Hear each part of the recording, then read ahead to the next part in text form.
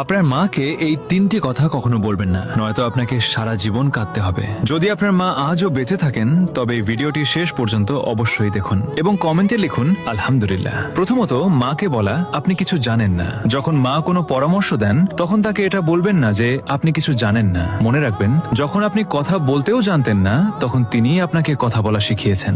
দুনিয়ার সবচেয়ে বড় অভিজ্ঞতা যদি কারো কাছে থাকে তবে তা আপনার মায়ের কাছে আছে। দ্বিতীয়ত, মাকে কখনো বলবেন না আপনি আমার জন্য কি করেছেন। যদি কখনো আপনার মনে হয় যে মা আপনার জন্য কিছুই করেননি, তবে সেই রাতগুলোকে মনে করুন যখন আপনি অসুস্থ ছিলেন আর মা সারা রাত জেগে আপনার সেবা করেছেন। আপনার এক ফোঁটা চোখের জলে যদি কেউ সারা রাত না ঘুমিয়ে থাকে তবে তিনি কেবল মাই হন। তৃতীয়ত, আমাকে একা ছেড়ে দিন। রাগের মাথায় মাকে কখনো বলবেন না আমাকে একা ছেড়ে দিন, কারণ একদিন তিনি সত্যিই আপনাকে চিরদিনের জন্য একা ছেড়ে চলে যাবেন। তখন আপনি চাইবেন কেবল একবার তার সাথে কথা বলতে, কিন্তু তখন অনেক দেরি হয়ে যাবে। যদি আপনার মা বেঁচে থাকেন তবে